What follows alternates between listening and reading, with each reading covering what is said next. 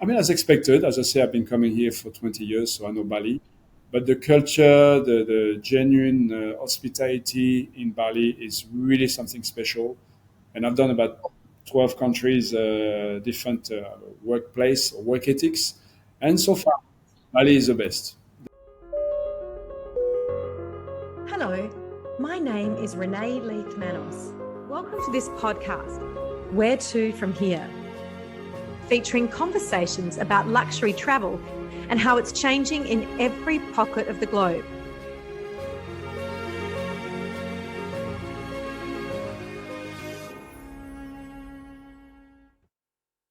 Hi guys, today we're going to Bali and we're going to speak with the General Manager Bruno Cristal at the InterContinental Bali Resort in Jimbaran Bay. Now I recently reviewed this fantastic resort and I stayed there for 3 nights and I absolutely loved it. It is perched on the edge of a beautiful beach. It's just 10 minutes from the airport, which might sound like something to gloss over. It's not when it comes to Bali because it's so difficult to get around in the traffic at times.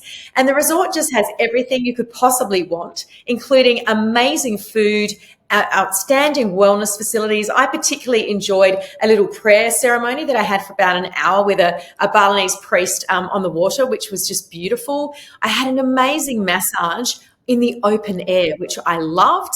And I just had a really, really beautiful stay. I stayed in 2 different suites, which were gorgeous, and had some incredible food. But I really love this resort because it's the kind of resort that you don't have to leave. The food quality is good enough and varied enough that it's just beautiful. And of course, the club lounge was a favorite. But Bruno, how are you? It's lovely to finally meet you.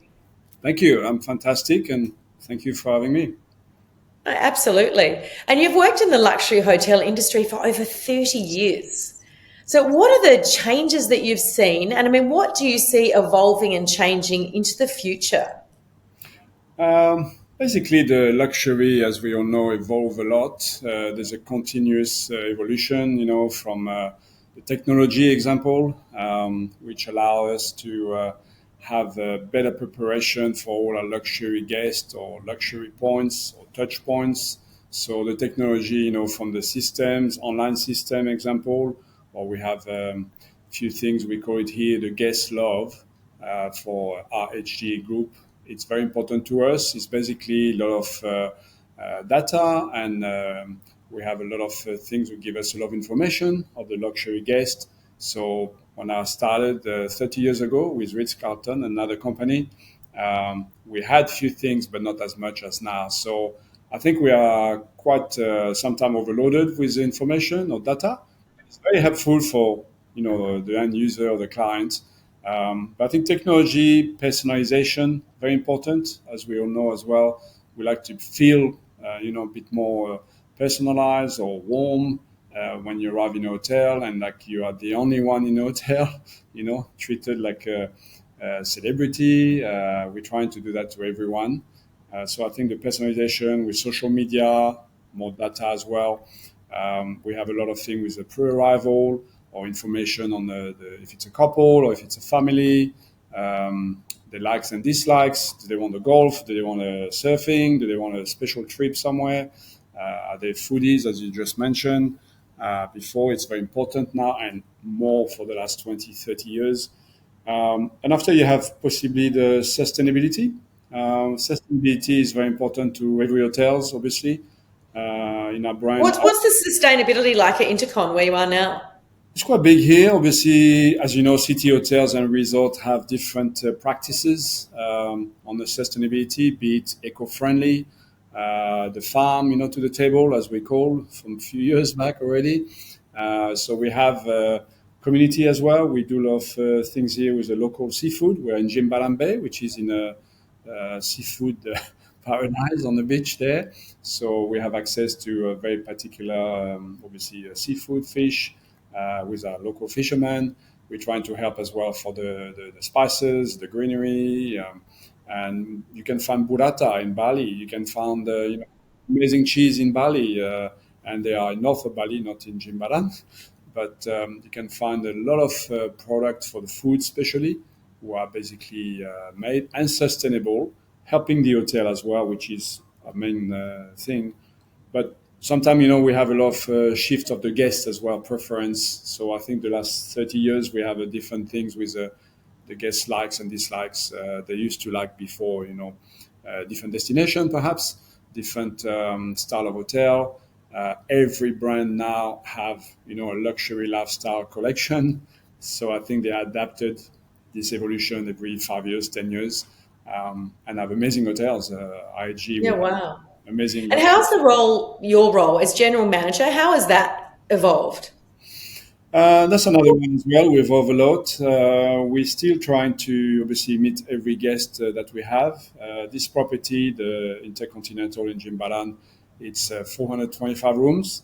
It's So a it's quite big. lot. It's It's a a big property. How Today, many hectares? 16 hectares. And today, example, we have about 800, 900 guests in house. So breakfast, I did a few rounds before. It's very hard to meet everyone as a GM. 800, 900 guests in your hotel today. At the Wow. moment, yeah, we do the peak season, as you know, for the Australian, especially market, is July, August. So we can do 1,200, 1,400 breakfast. But it's very peaceful, it's very quiet. You've been to the resort, it's 16 hectares, so you can find your little, corner of paradise. It's a lot of greenery for young kids or teenagers. We have a lot of activities. So you don't bother everybody like in a smaller hotel or like a theme park. We don't have that impact or style like this. So yeah, that's what we're trying to do in this. Wow. And of course, you worked at that fabulous hotel at Changi Airport, the Crowne Plaza Changi. Now, when my children were little, they loved that hotel so much. They would insist that we had at least one night. The pool there, they just love it. And the airport. What is it about that hotel? Because you won 6 awards there, I think 6 years in a row. What is it about that hotel that's so special? And what about Changi? Changi Airport has won so many awards and continues to. Tell us about that. Yeah, no, it's a very interesting question because a lot of friends of mine and colleagues or guests saying to me, "Oh, you were in luxury hotel. Why are you going to an airport after being in luxury Yes. in your life?" Well, it was I've done a lot of luxury in different countries, different companies, but I had this opportunity with Crowne Plaza Changi, which is a Changi airport, the world's best for 12, 15 years. Our hotel won 10 years in a row. When I arrived, we were already winning 2 or 3 years before. The hotel is about 16 years, I think, now. So it's still quite, a decent, since they opened. But we extended. Our owners have been very, very particular, and they extended the hotel. So it did very well when they opened 16 years ago. And after we opened another wing, the pool is fantastic. I mean, everybody at the airport hotel is boring. It's just a room, a cube. You have in and out. The restaurant is bad, whatever. That's totally the opposite. We wanted to portray to all our guests, our travelers. I had some regulars. I had people coming 5, 6 times a year from Australia to go into UK. They were stopping by in Changi. They stop in a hotel. They don't want to go inside the basically the city, even though it's not far, 20 minutes, and by train or by taxi.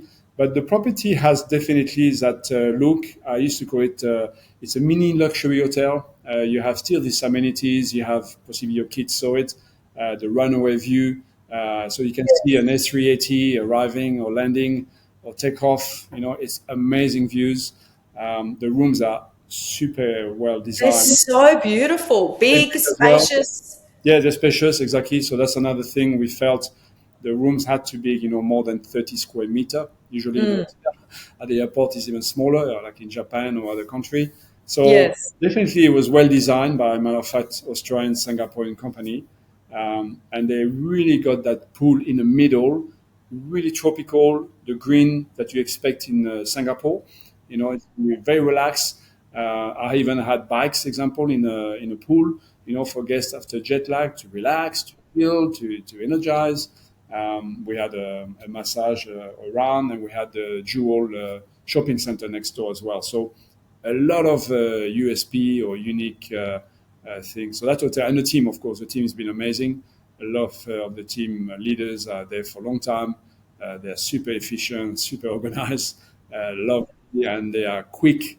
It was basically seamless because we are in the Terminal 3 of the Changi Airport, which is beautiful. Singapore Airlines is there.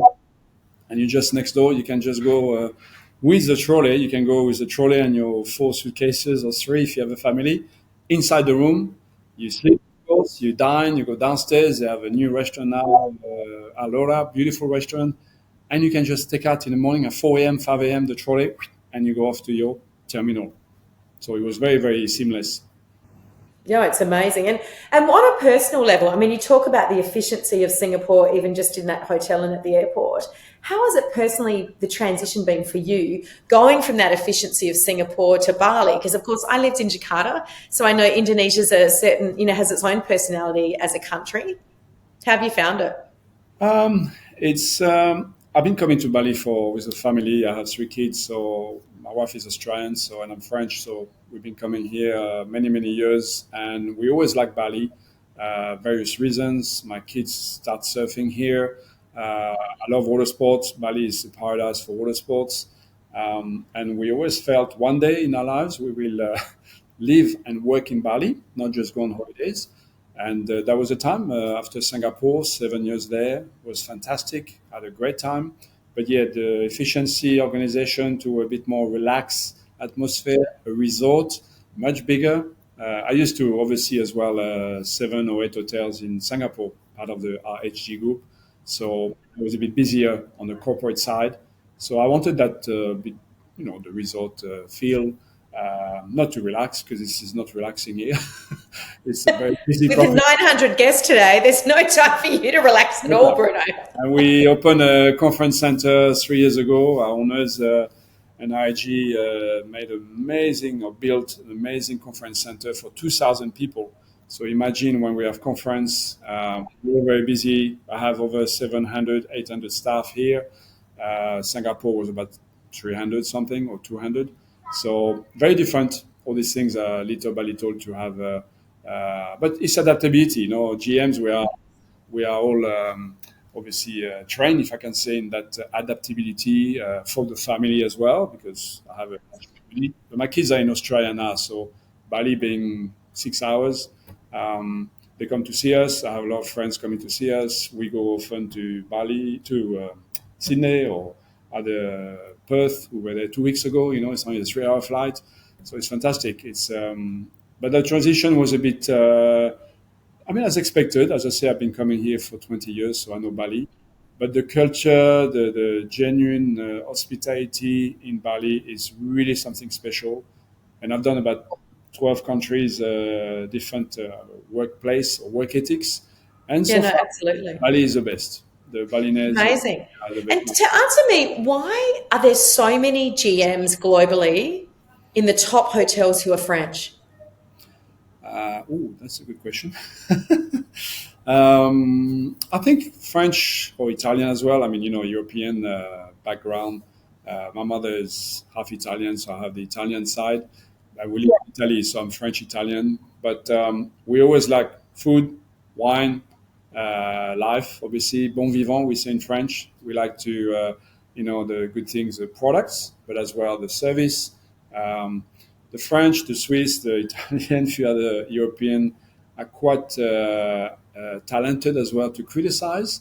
So possibly they are always good to go better, push the envelope, to really. So you have a lot of GMs who are French trained. Obviously, we have some very good management school in hospitality. But the French, I think it's we really specify specific requirement, and we're quite sharp, I think, to run hotels usually. In the other country as well. I work in Australia 20 years. I have many. Oh, did you? GM, yeah. And that's where you met your wife. Correct, yeah. Where did you work when you were here? I opened the Shangri-La Hotel in Sydney in the Rocks. I was not hotel manager. I was not GM, but we opened and rebrand 2004 or something. But I opened the Ritz-Carlton in Sydney, in Double Bay at the time, and Macquarie Street, and a few other hotels as well in around Australia, in Gold Coast. Wow. It's quite challenging, don't you think, in Australia to run hotels, luxury hotels, compared to, say, Indonesia or Southeast Asia. Why do you think that is? I think it comes to not the work ethics, but the labor. we have definitely a higher, as you know, labor. They make more money, if I can say, in Australia compared to Indonesia or Malaysia or Philippines. So we have more staff, if I can say, around for luxury hotels, especially. You need staff every 5 meters, we call it. A guest need to see a staff every 5 meters in case they want something. In Australia, you cannot do that. However, Australia has that multi-skill, which is productivity. A barman can be the hostess, can be the barman, the cashier, the host, close and open. I think it's amazing, and I learned a lot of productivity in Australia. But the service is a bit challenging in Australia. I have to admit, it's difficult to manage as a GM. You're very Because you don't have enough people generally, or? Yeah, it's this, and I think expectations. Travelers from Australia now have been going 20, 30 years overseas, and when they go to Asia, they love Bali, Thailand, Philippines. They say, people are so nice, and they go back to Australia. It's a bit of a challenge, as I say. However, I still dispute that because Australia had amazing talent. We have a lot of good young, talented, girls and guys coming into the rank. I've been mentoring a lot of Australians Brilliant. for years, remotely or in Australia. And the Blue Mountain School example in Sydney is a very good school, very good reputation. There's plenty in Adelaide, of course, and other cities. So, and they're doing quite well. They have good teachers, lecturers. Yeah, and very, very exciting. And coming back to Bali, what do you think Bali has that keeps drawing people? I mean, particularly French people. It's not just Australians. There's a lot of Europeans who love it. July and August is full of Europeans as well as Australians. What do you think is the secret ingredient that Bali has? I think it's always been the culture, the scenery. You have, as you know, you go to Ubud or you go to North on Kintamani or you go to Semen on the coast. You have a lot of destinations now opening. Seminyak, of course, where all the restaurant, bars, shops, nice beach, beautiful hotels, villas is still growing and a bit oversaturated. So I think they're going a bit to Canggu. Canggu now starts to be saturated. So it shows you a lot of people are really coming to Bali. And now Uluwatu, not far from us, start to get a bit more the focus the last 3 or 4 years. And Australia is the number one arrival to Bali. French, you were asking, I think 7 last month. Can you take us through from number one?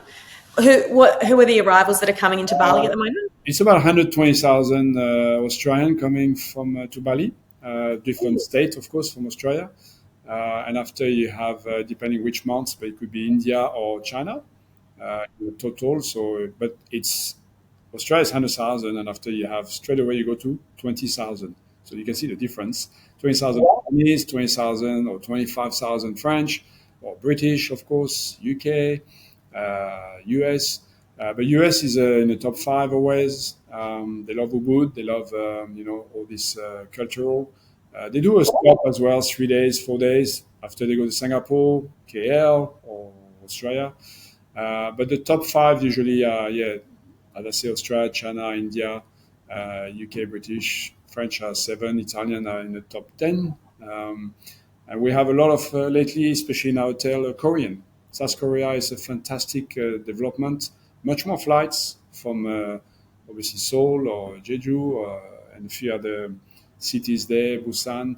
And the Korean loves here. It's a total different landscape than the country. The people here are so lovely and genuine. They speak from the heart. So for Korean, even though they don't speak English or not, we have some translators here. But my Korean business increased by 40%, as example, from last year. How fantastic. And that would bring a different personality in a way to Bali, because when you've got different, tourists from different parts of the world, they're demanding different things and they're bringing different things with them in terms of their energy and what they're doing. Yeah, we have to adapt, as I said before, not just the GM, but the team. And in fact, facing more the guests more than me every day. And we have different practice and quality touch points where we have to, for the Korean example, for breakfast, we have to have more of let's say, kimchi, of course, but some special drinks they like or they don't like. They love I mean, they're very focused, like Japanese, to hygiene, to the cleanness of the room, the landscaping, efficiency, and organize. You know, they don't want to wait too long. Even though you're in Bali, you should chill and relax. But some people are the first day, the second day, you know, they're all a bit excited and a bit more of the corporate mind and in a city mood. And after it's our job to adapt them to that and not massage them, but, you know, massage, I call it, or Tai Chi them to say, hey, you're here to chill and relax. It's really nice. Adapt to obviously the beautiful Balinese culture. And the Bali pace. And the Bali pace, exactly. It's which is nothing wrong with that. As I say, it's one of my favorite places to work. And I work in many countries. So it's fantastic to discover that. Really good. And look, I could talk to you all day, Bruno, but we ask everyone in closing where to from here. And it could be what you're doing today, your next holiday, or what you're up to. So where to from here? Yeah, I mean, my wife and I say always my wife because we're two of us here. We live in a resort. We always You live in the resort? We live in a resort, yeah. It's wow. More practical and easier. But where to? Definitely this year we're going to go to cold climate because I'm hot every day and sweating here is so hot. You know, today is 29 degrees. I know you say, oh, in Sydney possibly 10 or 12, but when you have 360 days, 65 days hot, it's nice. So we haven't been to Europe in winter, so that's where we're going to go in December. Trip. And she has some Irish descent from Australia. So we're going to Ireland. She's never been there. I've been there before. And yeah, so that's where to, as I say, to go somewhere totally different than Bali. I'm not going to go to a resort when I'm on holiday. Sounds wonderful. Thank you. Perfection. Well, it's lovely to talk to you. And again, thank you for my recent stay in the hotel. I loved it. I'm sorry you weren't there. We didn't get to catch up. Perhaps next time. But I'm hoping to bring my kids because I've got teenagers doing the last year of school and I'd love them to experience the resort because, as I said, it's just so all-encompassing and such a great place for a family. Come back anytime and all your listeners as well can come and let me know if they need help. Absolutely. Thank you so much. We will. Cheers, Bruno. Have a lovely weekend. Thank you very much. Thank you. Don't forget to subscribe here and follow us on Instagram and Facebook for regular travel updates. You can also hear our episodes on Spotify and Apple Podcasts.